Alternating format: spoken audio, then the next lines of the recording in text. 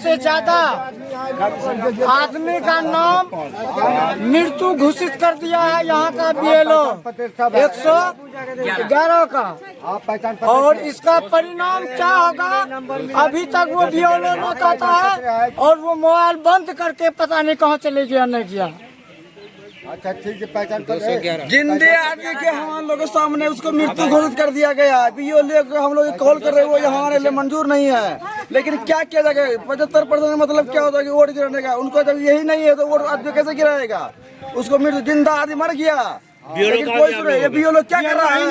हमारा खुद मृत्यु क्यों घोषित किया? मृत्यु जिंदा हम मर गए क्या? जिंदा आदमी मर गया। हाँ, हर जगह हम मृत्यु हो गए इसमें। हम लोग मर गए क्या? हाँ, वो भी आए जल्दी होना चाहिए। इसके लिए कह रहा है कि इसके लिए